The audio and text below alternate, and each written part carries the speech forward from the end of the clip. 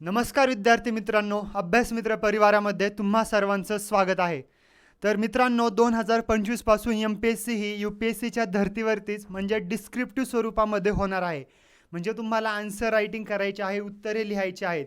तर हर्षाली मॅमने काल already syllabus संपूर्ण डिकोड केलेला आहे, डिटेल तुम्हाला सांगितलेलं आहे. तर आजच्या या व्हिडिओमध्ये आपण एक राज्यसेवेची जी कंप्लीट बुक लिस्ट असणार आहे, जी पूर्ण संदर्भ साहित्य असणार आहे, त्याबद्दल आपण एक एक डिटेल डिस्कशन करूयात. तर चला मग. तर एम-पी-एस-सीची प्रीची बुक लिस्ट. तर प्रीमध्ये तर बेसिक सगळं सिलेबस म्हणजे मोस्टली बेसिक पॉईंट तर कवर होतात. तर बेसिक या बुक लिस्टमधले बऱ्यापैकी जे बुक्स आहेत ते मी तुम्हाला असे दोन्ही मिळूनच सांगणार आहे, कारण की जी एसमध्ये मोस्ट ऑफ द हे टॉपिक कवर होणार आहेत. सो तुम्हाला तेच बुक इथे पण रेफर करायचे आहेत. स्टील तुम्हाला जर प्रीसाठी कंप्लीट वेगळीच बुक लिस्ट पाहिजे असेल तर चैतन्य जाधव सरांचा एक ऑलरेडी व्हिडिओ त्यावरती झालेला आहे. बट स्टील लाईक इथे टॉपिक जे आहेत की राज्य, राष्ट्रीय, आंतरराष्ट्रीय चालू घडामोडी, त्यासाठी न्यूजपेपर राहतो. त्याचप्रमाणे इतिहासासाठी समाजन महाजन सरांचं बुक असेल, किंवा महाराष्ट्राच्या इतिहासासाठी पण तुम्हाला माहिती आहे कठारे सरांचं बुक वगैरे, किंवा भूगोलासाठी NCERT, राज्यशास्त्रासाठी कोळंबे सरांचं किंवा लक्ष्मीकांत. म्हणजे असे हे बेसिक जे बुक आहेत ते आपल्याला पुढच्या जे मेन GSचे पेपर आहेत त्यामध्ये ते कव्हर होणारच आहेत. सो इथे वेळ न घालवता आपण डायरेक्ट पुढे डिस्कशन करूयात. स्टील तुम्हाला याची कंप्लीट बुक लिस्ट पाहिजे असेल तर चैतन्य जाधव सरांचं तुम्ही लेक्चर बघा. सो आता आपण डायरेक्ट टॉपिकवरती येऊया, मुद्द्यावरती येऊया की सामान्य अध्ययन 1 दॅट इज GS1. याच्यामध्ये हर्षाली मॅमने जो सिलेबस कंप्लीट डिकोड केलेला आहे तो तुम्ही बघा. बट स्टील यामध्ये बेसिक भारतीय वारसा दॅट इज इंडियन हेरिटेज, त्याचप्रमाणे संस्कृती that is culture, history, geography, some part of Indian society that is भारतीय समाज, जगाचा इतिहास, असा एक ब्रॉड ॲस्पेक्ट कव्हर केला जातो. तर याचे बुक लिस्ट बघायची झाले तर तुम्हाला बेसिक आर्ट अँड कल्चरने आपण सुरू करूया. तर आर्ट अँड कल्चर झालं तर आर्ट अँड कल्चरमध्ये तुम्हाला 11वी आणि 12वीची NCERT वाचायची आहे. सगळ्यात मेन एक लक्षात ठेवा की जे विद्यार्थ्यांना जे विद्यार्थ्यांना इंग्लिश सोपी समजते किंवा इंग्लिश समजते त्यांनी simple English book English NCERT read करायचे आहेत. परंतु ज्या विद्यार्थ्यांना इंग्रजी समजायला अवघड जाते किंवा इंग्लिश बुक ते वाचू शकत नाही त्यांसाठी NCERTचे ट्रान्सलेशन दॅट इज अनुवाद अवेलेबल आहे मार्केटमध्ये. सो तुम्हाला घाबरून जायचं काही काम नाही आहे. तुम्ही NCERT पण तुम्हाला रीड करावी लागणार आहे. तर ही NCERT का रीड करायची म्हणतोय मी, का बघायची ह्या फाईन आर्टचे NCERT, कारण की तुम्ही नोट्स वगैरे का वाचू शकता. बट या NCERTमध्ये पिक्चर्स किंवा डायग्राम्स किंवा हे डेपिक केलेले आहेत. तुमच्या ते एका नजरेमध्ये बसेल, तुम्ही ज्यावेळेस ते बघाल की तुमच्या एका त्या नजरेमध्ये बसेल आणि ज्यावेळेस तुम्हाला क्वेश्चन येईल की तुम्हाला त्यावेळेस समजेल की मी कुठेतरी वाचलेले हे मी डिटेल डिस्कस करू शकतो. सो तुम्हाला त्यामुळे ही NCERT वाचणं आहे, ही NCERT मॅन्डेटरी आहे. अगेन NCERT समजल्यानंतर तुम्हाला दुसरं बुक घ्यायचं आहे रेफरन्स बुकसाठी, भारतीय कला आणि संस्कृती. भूषण देशमुख सरांचं व निखिल दाते सरांचं बुक आहे. भूषण देशमुख सर तुम्हाला माहिती असतील जे हिस्ट्री शिकवतात, तर त्यांचं हे बुक आहे. या बुकमध्ये तुम्हाला एक रेफरन्स म्हणून पूर्ण पॉईंट PYQ असेल किंवा UPSCच्या पॉईंट ऑफ व्ह्यूने आर्ट अँड कल्चरला जसे क्वेश्चन आलेले आहेत ते बऱ्यापैकी हा संपूर्ण कव्हर केलेला आहे. तर हे बुक डेफिनेटली चांगलं आहे. सो हा आर्ट अँड कल्चरचा भाग आहे. आर्ट अँड कल्चरचा अगेन UPSCचे PYQ पण मॅटर करतात, कारण की आता हा कंप्लीट नवीन पॅटर्न असणार आहे. तुम्हाला आन्सर लिहायचे आहेत. आता लाईक तुम्हाला असा प्रश्न येऊ शकतो की right detail discussion about Ellora caves, किंवा एलोरा केव्ज हा मेडिवल हिस्ट्रीचा पार्ट आहे तर त्यांचं डिपिक करा, इलॅबरेट करा. तर तुम्हाला हे आन्सर PYQ मधूनच समजणार आहेत. UPSCचे जरी सेम क्वालिटी नसेल बट स्टील तुम्हाला यामुळे तुम्हाला एक पॉईंट ऑफ व्ह्यू समजेल की क्वेश्चन कसे फ्रेम केले जातात. तर समजते तुम्हाला सामान्य अध्ययनच्या आर्ट अँड कल्चरचा इतकं इनफ आहे. अगेन तुम्हाला एकच सांगेल की तुमच्याकडे प्रत्येक टॉपिकवरती तुम्ही कोणता पण टॉपिक घ्या, GS 1 to 4 प्रत्येक टॉपिकवरती तुम्हाला 4 ते 5 पेजेसच नोट्स बनवायचे स्वतःच्या हे रेफरन्स वापरून. तर त्याच्यामुळे खूप काही वापरायचं नाही आपल्याला. लिमिटेड सोर्सेस आणि मॅक्झिमम रिव्हिजन हेच आपल्याला मोटिव्ह ठेवायचं आहे. सो अगेन नेक्स्ट टॉपिक असणार आहे भारताचा इतिहास, आधुनिक भारताचा इतिहास दॅट इज मॉडर्न हिस्ट्री. हा इम्पॉर्टंट टॉपिक आहे. मॉडर्न हिस्ट्री तुम्ही ऑलरेडी MPSCमध्ये अभ्यासता. ह्या विषयाचा मेन ॲस्पेक्ट हाच आहे की कंटेंट, कारण की हे हिस्टॉरिकल फॅक्ट्स आहेत, हे चेंज होणारे नाही आहेत, हा घटक चेंज होत नसतो. त्यामुळे तुम्हाला इथे कंटेंट लक्षातच ठेवावं लागणार आहे. त्यामुळे मी तुम्हाला आता काही जण बिपिनचंद वगैरे तुम्हाला सजेस्ट करतात इंडिया आफ्टर इंडिपेंडन्स वगैरे, बट ते बुक खूप असे डिटेल ॲनालिसिस आहे. तुम्हाला हिस्ट्रीमध्ये तुम्हाला जर आन्सर लिहायचे असतील तर तुम्हाला कंटेंट पाहिजे, आणि आन्सर रायटिंग कशी फ्लरिश होणार आहे किंवा कशी सुधारणार आहे तर तुमच्या प्रॅक्टिसनी. सो तुम्हाला बेसिक सोर्सेसच रेफर करायचे आहेत याला पण, लाईक स्टेट बोर्ड आणि NCERT. अगेन NCERT ट्रान्सलेशन आहे, तुम्ही इथे फोटो पाहू शकता. मॉडर्न इंडियाची NCERT आहे, आणि स्टेट बोर्डचे बुक्स तुम्हाला रेफर करायचे आहेत. हे बुक झाल्यानंतर, याच्या नोट झाल्यानंतर तुम्हाला आधुनिक भारताचा इतिहास, जे समाधान महाजन सरांचं बुक आहे, त्यामध्ये थोडा महाराष्ट्राचा पण विशेष संदर्भ आहे. हे मराठीमधलं बुक आहे. ज्या विद्यार्थ्यांना इंग्लिश समजते त्यांनी थोडंसं स्पेक्ट्रम पण बघू शकता, कारण की स्पेक्ट्रम हे डिटेल म्हणजे शॉर्ट आहे, की त्याच्या नोट टाईप बुक आहे, की तिथे क्रिस्प आणि क्लिअर कंटेंट दिलेलं आहे. अगेन तुम्हाला एक अभ्यास मित्राचे लेक्चर पण असणार आहेत मारुती सरांचे. आपण वेगवेगळ्या बॅचेस हिस्ट्रीच्या घेणार आहोत, म्हणजे पूर्ण GS आपण कव्हर करून घेणार आहोत. सो तुम्हाला हिस्ट्रीला अगेन सब वेगळं काही वाचायचं नाही आहे. तुम्हाला फक्त एवढं लक्षात ठेवा, हिस्ट्रीला हिस्टॉरिकल फॅक्ट्स जे मागे घटना घडून गेलेल्या असतात त्या तुम्हाला आन्सरमध्ये मेन्शन करायच्या असतात.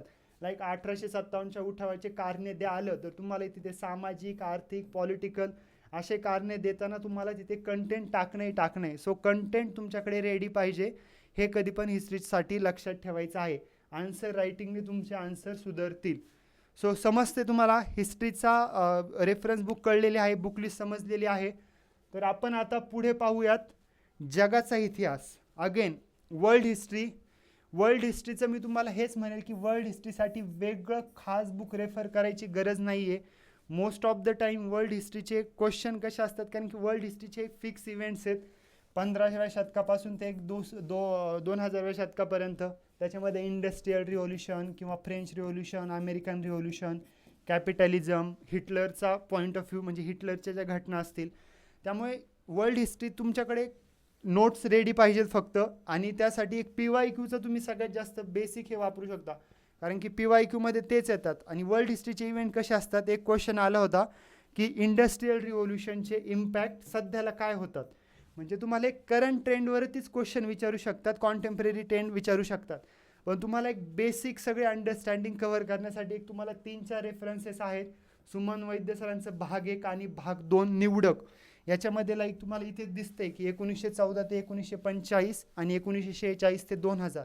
मग 1914 to 1945 पर्यंत काय असू शकतं, वर्ल्ड वॉर 1, वर्ल्ड वॉर 2, त्याचप्रमाणे काय इंटरनॅशनल आणखी आंतरराष्ट्रीय बाकीच्या घटना असतील. आणि 1946 ते 2000च्या दरम्यान after independence, role of cold war वगैरे, जे शीतयुद्ध झालं होतं त्याचा रोल, म्हणजे असे इव्हेंट्स असणार आहेत. आणि हे इव्हेंट्स आत्ताच्या लेटेस्ट ट्रेंड्स आहेत, त्यामुळे तुम्हाला हे यामधून कवर होतील. अगेन पुढे स्टेट बोर्ड आणि वर्ल्ड हिस्ट्रीची NCERT पण आहे. हे बघा इथे बघू शकता, थीम्स इन वर्ल्ड हिस्ट्री म्हणून ही NCERT आहे.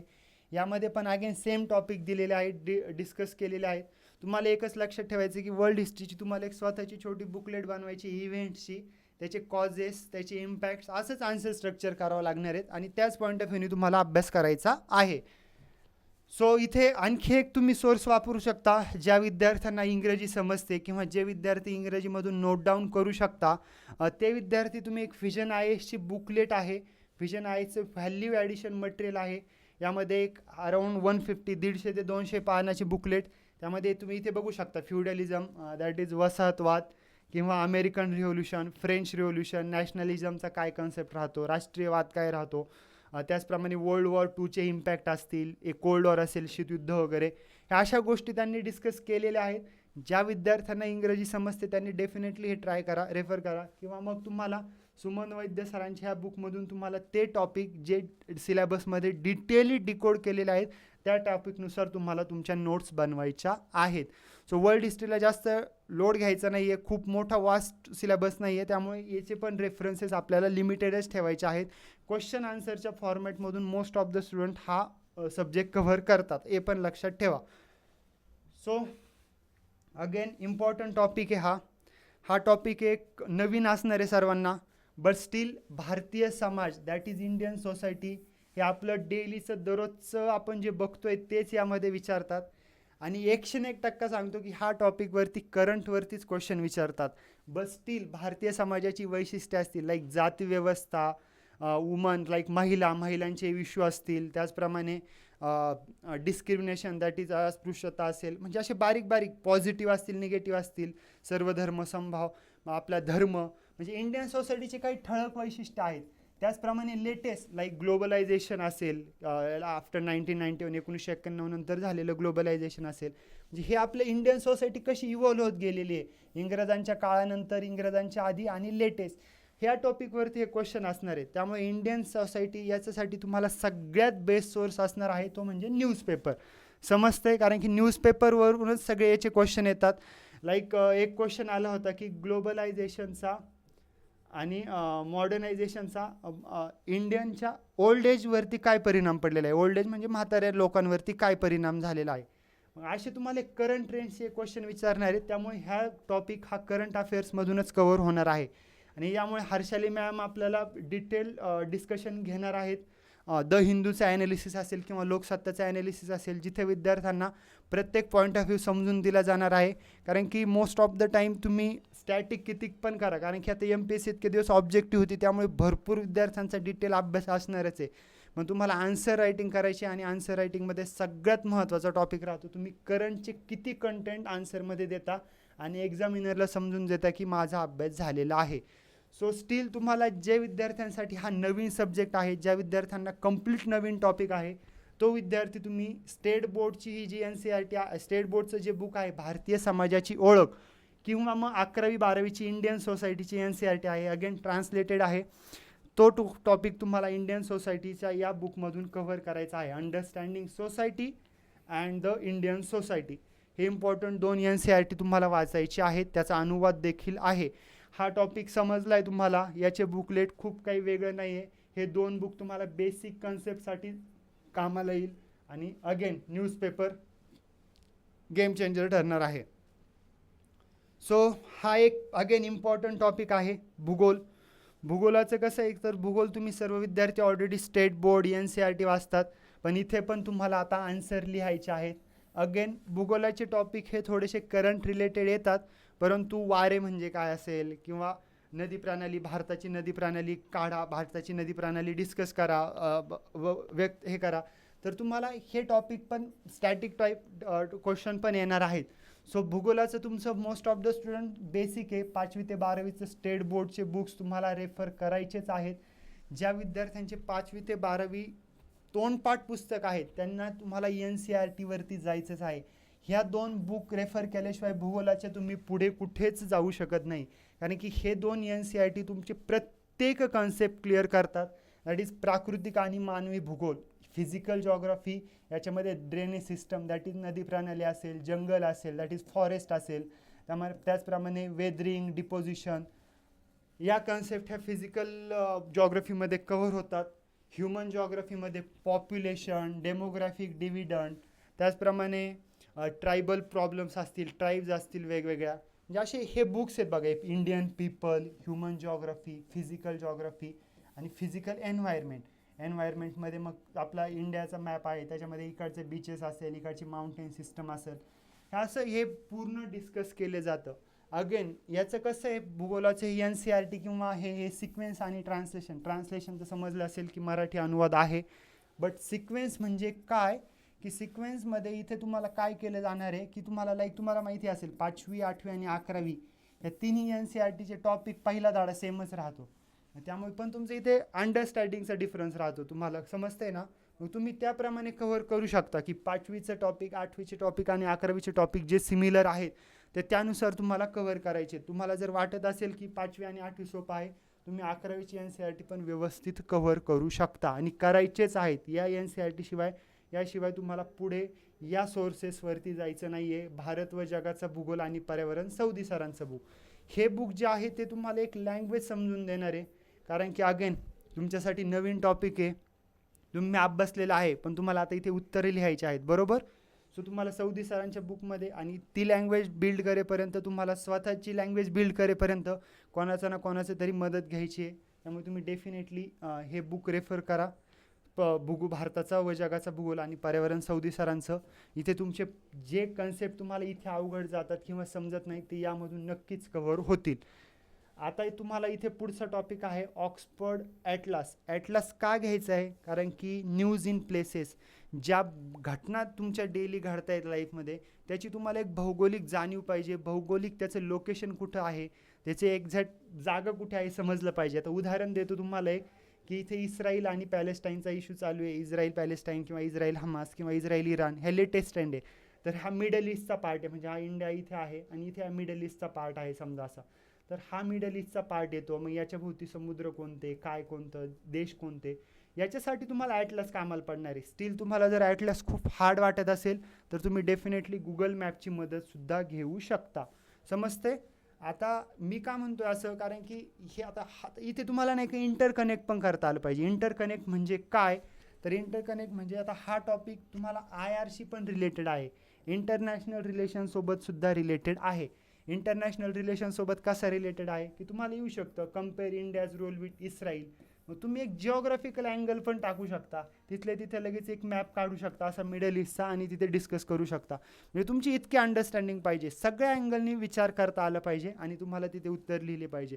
तुम्हाला ते सांगतो की निबंध आणि खूप PhD सारखी उत्तर लिहायची नाहीत, परंतु सगळे आन्सर कव्हर झाले पाहिजेत. हे पण तितकंच महत्त्वाचं आहे, सगळ्या डायमेन्शन कव्हर झाल्या पाहिजेत. तर त्यामुळे तुम्हाला असं मॅपचा एक इम्पॉर्टंट आहे. आपण इव्हन 10वीमध्ये पण स्टेन्सिलने वगैरे मॅप काढलेला आहे. सो UPSCमध्ये का नाही काढू शकत किंवा MPSCमध्ये का नाही काढू शकत ना. अगेन भारताचा भूगोल माजिद हुसेन सरांचं निवडक आहे. हे पण मी आन्सर रायटिंगसाठीच म्हणेल. जोपर्यंत हे 3 बुक तुमचे कंप्लीट होत नाहीत तोपर्यंत एक लँग्वेजसाठी हे आणि तुमचं डेली आन्सर रायटिंगची प्रॅक्टिससाठी डेली आन्सर रायटिंग प्रॅक्टिस, ह्या 2 गोष्टी करू शकता. त्यामुळे हे सिलेक्टिव्ह बुक आहे, geography of India, that is by Majid Hussain sir. तर हे पण डेफिनेटली एक सर्टन पॉईंटपर्यंत तुम्ही रेफर करू शकता, जे कन्सेप्ट तुम्हाला यामधून समजत नाही. कारण की बुक वाचण्याची पद्धत कशी असते ना, बुक पूर्ण लगेच वाचायचं नाही. त्यामुळे तुमच्याकडे सिलेबस जवळ ठेवा, सिलेबसची एक कॉपी ठेवा, सिलेबसचे सब टॉपिक काढा आणि एवढं लक्षात ठेवा की तुम्हाला पास व्हायचं आहे, तुम्हाला एक्झामिनरचा पॉईंट ऑफ व्ह्यू समजून घ्यायचा आहे. तर त्याच्यासाठी तुम्हाला PhD करायची नाही आहे. प्रत्येक टॉपिकवरती माझ्याकडे 4 ते 5 पाण्याची एक प्रॉपर नोट पाहिजे, प्रॉपर. त्याच्यामध्ये सगळे ॲस्पेक्ट तुमचे कव्हर झाले पाहिजे, एवढंच तुम्हाला लक्षात ठेवायचं आहे. मग त्यामुळे तुम्ही कसं पण आन्सर, कसं पण क्वेश्चन येऊ द्या, मी त्याला लिहायला तत्पर आहे. हे भावनेतूनच तुम्हाला नोट डाऊन करायचं आहे आणि अभ्यास करायचा आहे. सो जिओग्राफीचे कळले तुम्हाला सोर्सेस. सो तुम्हाला पेपर 1चं आता समजलं असेल. तर आता आपण GS2 पेपर 2चं डिस्कस करूयात.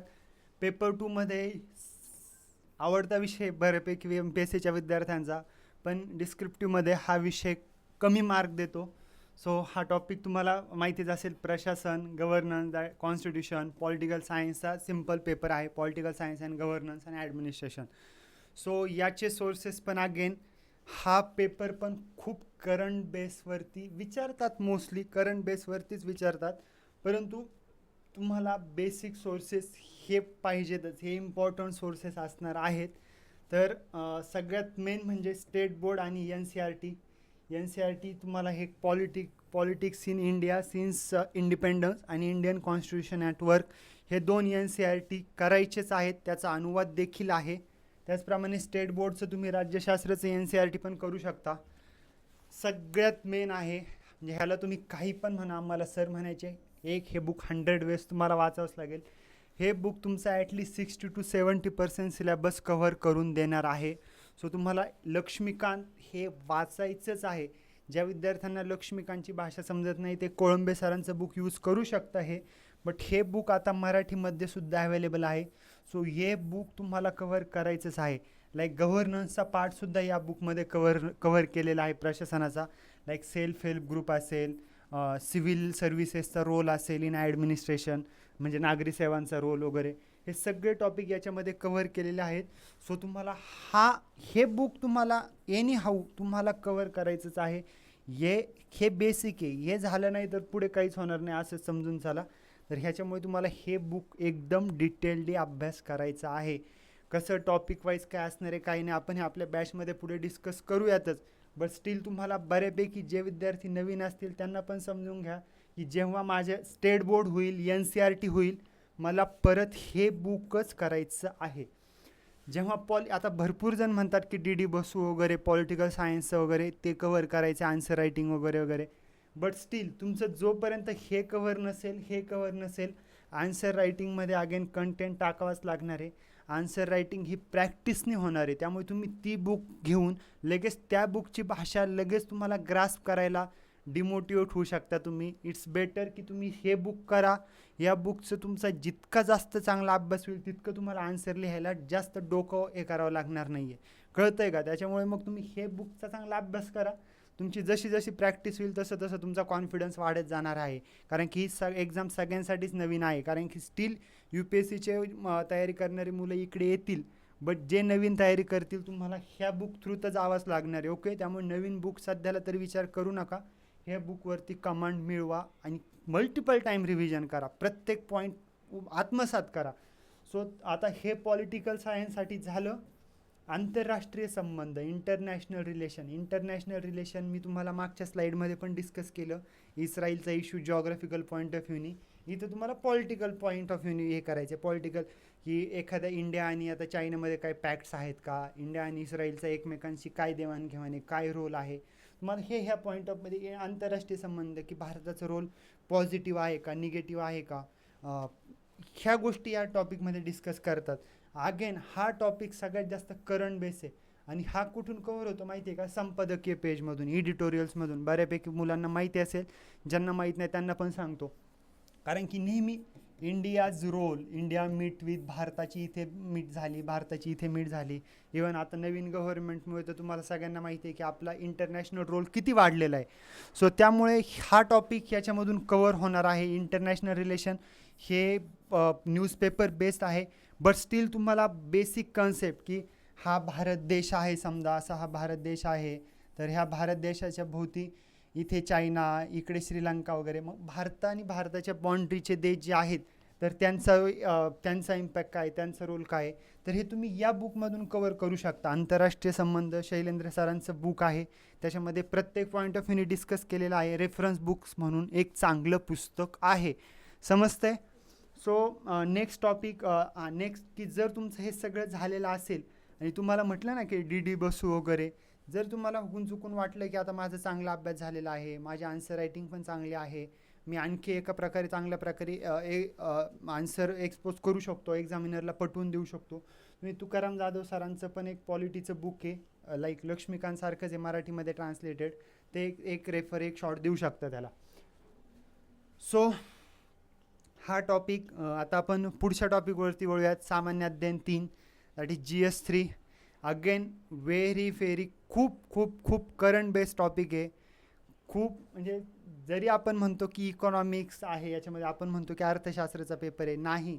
अर्थशास्त्र हे ॲप्लिकेशन बेस्ड पेपर आहे. हा ॲप्लिकेशन बेस म्हणजे काय की तुम्हाला इथे विचारतील, एखादा क्वेश्चन विचारतील की नॅशनल इन्कम म्हणजे काय, किंवा GDP म्हणजे काय, किंवा नॅशनल इन्कम मोजण्याच्या पद्धती कोणत्या.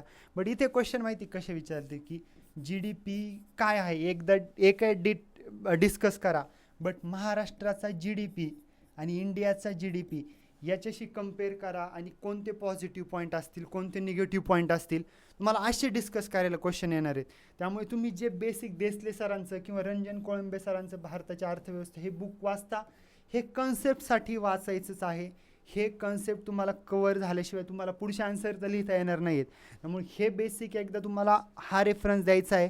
आता पुढचा टॉपिक आहे, आणि मेन म्हणजे कसं आहे, आता हा फक्त इकॉनॉमिक्सचा पेपर नाही, याच्यामध्ये तंत्रज्ञान, technology, inclusive growth, economical development, biotech, environment, disaster management, internal security, असा एक ओव्हरऑल पेपर तयार केलेला आहे. आणि हा तुम्ही बघितला का, मोस्ट ऑफ द क्वेश्चन जे आहेत ना ते इंडियन इकॉनॉमीशी रिलेटेड आहेत, राईट. ॲग्रो इकॉनॉमी म्हणजे काय की शेतीचा भारताचा रोल काय.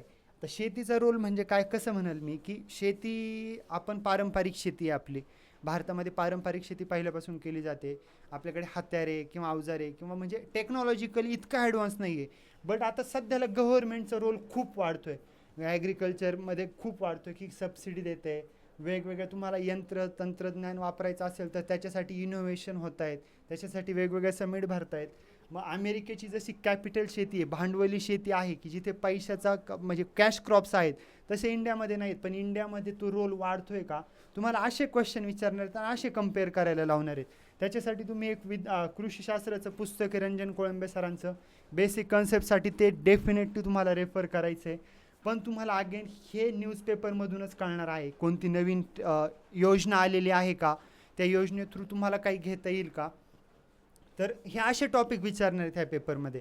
त्यामुळे हा टॉपिक असं वाटतं की यार सोपा आहे, पण अगेन कमी मार्क देतो हा टॉपिक. ओके, तुम्हाला त्याची काळजी घ्यायची आहे. अगेन देसाई भालेराव सरांचं ॲग्री बेस इकॉनॉमीचे पुस्तक आहे, भारताची अर्थव्यवस्था, कृषी वगैरे. लाईक फूड प्रोसेसिंग इंडस्ट्रीज तुम्हाला माहिती असतील की अन्न प्रक्रिया उद्योग म्हणजे काय. आता लाईक आपल्या मराठवाड्याच्या रिजनमध्ये साखर कारखान्याचं काय आहे का, पश्चिम महाराष्ट्रामध्ये काय रोल आहे, याचा रोल काय. म्हणजे ॲग्रिकल्चर आपल्या रिजन वाईज असणार आहे, रिजन वाईज ॲग्रिकल्चर असणार आहे. मग त्याचा रोल कसा असू शकतो तुम्हाला हे कव्हर करायचं, आणि हे न्यूजपेपरमधून कव्हर होईल. पण बेसिक कन्सेप्ट जे असतात ते तुम्हाला कृषीशास्त्र, कृषी विकास, देसाई भालेराव सरांचं ॲग्री बेस इकॉनॉमीचं बुक आहे त्यामधून कव्हर होणार आहेत. सो हे 3 टॉपिक झाले इम्पॉर्टंट. कट्ट्यायान सरांचे वॉल्यूम फंडामेंटल्स ऑफ ॲग्रिकल्चर पण बुक इम्पॉर्टंट आहे, याच्यामध्ये पण सेम आहे. पण हे तुम्ही जर काही टॉपिक मिसिंग राहिला किंवा तुमचं जर आणखी तुम्हाला काही ॲडव्हान्समध्ये जर करायचं असेल, जे म्हटलं ना तुम्हाला की 4 ते 5 पानाची तुमची नोट्स पाहिजे, त्याच्यामध्ये जर थोडंफार ॲडव्हान्समेंट करायची असेल तर हे बुक वाचा. सगळं बुक वाचायचं नाही आहे, सिलेक्टिव्ह टॉपिक तुम्हाला कॉपी पेस्ट करायचं आहे फक्त, आणि लक्षात ठेवायचं आहे. आता पुढचा टॉपिक येतो विज्ञान आणि तंत्रज्ञान, टेक्नॉलॉजी. प्रमोद जोगळेकर सरांचं पुस्तक आहे, ते एक डेफिनेटली रेफर करू शकता. आता याच्यामध्ये पण विज्ञान आणि तंत्रज्ञानाचं कसं असणार आहे, जे प्रिलिमचं मॅम हर्षली मॅम घेतात की फिजिक्स बायोकेमिस्ट्री, तसे क्वेश्चन नसणार आहेत. ह्या विज्ञान आणि तंत्रज्ञानमध्ये AI काय आहे, आर्टिफिशियल इंटेलिजन्स काय आहे, आर्टिफिशियल इंटेलिजन्स हे मानवाला किती धोकादायक आहे आणि किती चांगलं आहे हे तुम्हाला डिस्कस करायचं आहे. रोबोटिक्स म्हणजे काय, आता इतके रोबोट तयार होत आहेत. आता नवीन मूवी पण आला होता एक रोबोटचा, की रोबोट ह्युमन सेंटिमेंट्स कसे कॅप्चर करू शकतो. तर तुम्हाला असे क्वेश्चन याच्यामध्ये येणार आहेत. त्याचप्रमाणे आणखी तंत्रज्ञानामध्ये बायोटेकमध्ये जे ग्रीन बायोटेक्नॉलॉजी आहे, ग्रे बायोटेक्नॉलॉजी आहे, त्याचप्रमाणे अशी वेगवेगळे बायोटेक्नॉलॉजी हे. त्याप्रमाणे जीन एडिटिंग, आता जीन एडिटिंग आपलं बायोमध्ये होतं, पण जीन एडिटिंग सध्याला कॅन्सरसाठी किंवा एखाद्या सेल टिश्यू तुम्हाला वगैरे रिपेअर करायचा आहे, रिजनरेट करायचा आहे, तर त्याच्यामध्ये जीन बँक, इंडिजीन बँक वगैरे अशा करंटच्या क्वेश्चन आहेत. तर तुम्हाला हे इथे डिस्कस करायला येऊ शकतं की याचा रोल काय आहे. आणि मग इथे महाराष्ट्राचा पण पॉईंट ऑफ व्ह्यू शकतो की महाराष्ट्राचा काही रोल आहे का.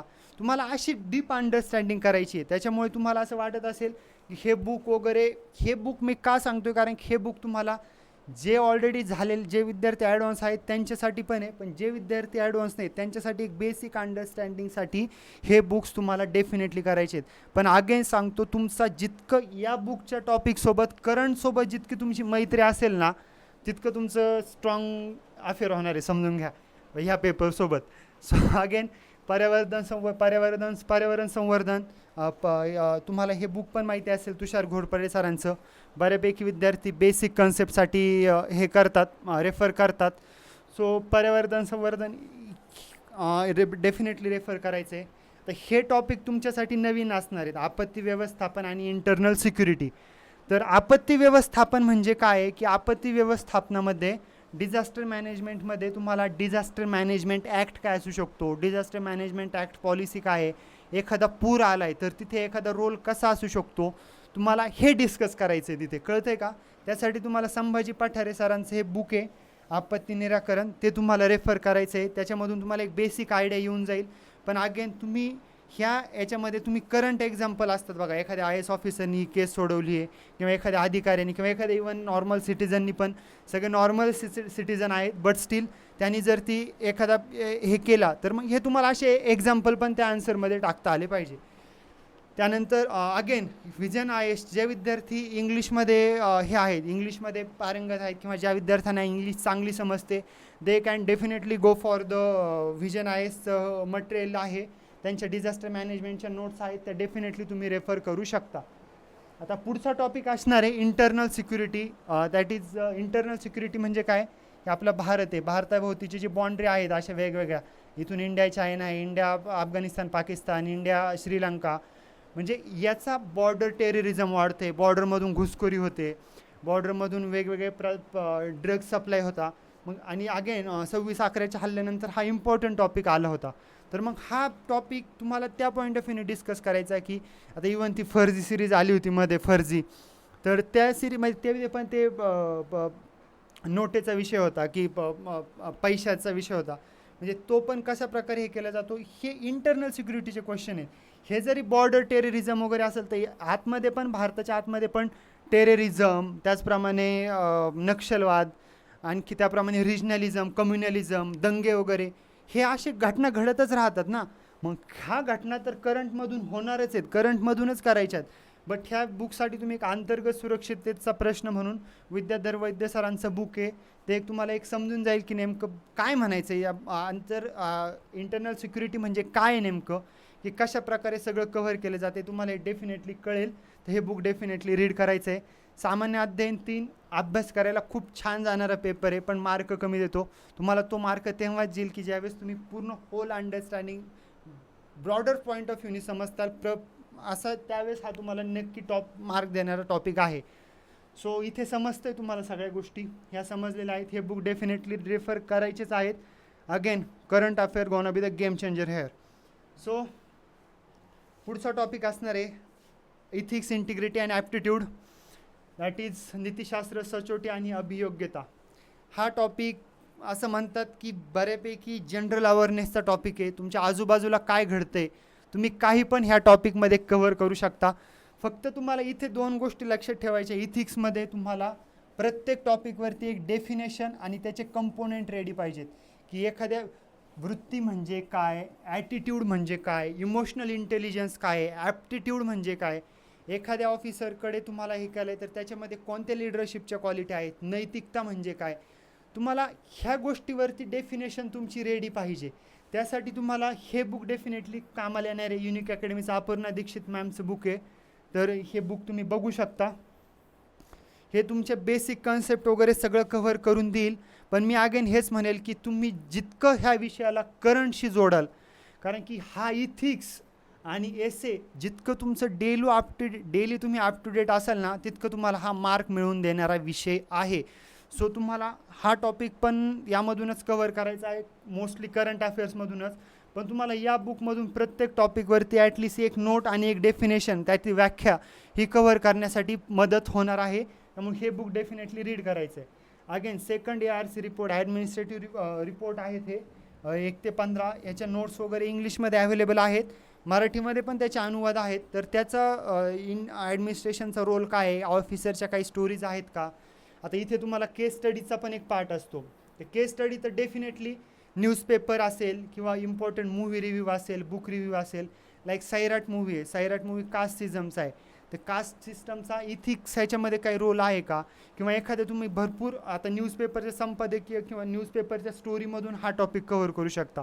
लाईक एखादा ऑफिसर आहे, त्यांनी एखादा पूर आलाय नदीला, तिथे तुम्हाला रेस्क्यू ऑपरेशन तुम्ही बघतात की त्यांनी रेस्क्यू ऑपरेशन केले, त्यांनी एखाद्या ग्रुपला सोडवले. तर त्याच्यामधली ती लिडरशिप क्वालिटी काय आहे, त्याच्यामध्ये लिडरशिप क्वालिटी ती त्यांनी कशी आत्मसात केलेली आहे, ते तुम्हाला इथे डिस्कस करायचं आहे. तुम्हाला ते फक्त आन्सर तसं फ्रेम करायचं आहे, तुम्ही डेफिनेटली तुम्हाला मार्क मिळणार आहे.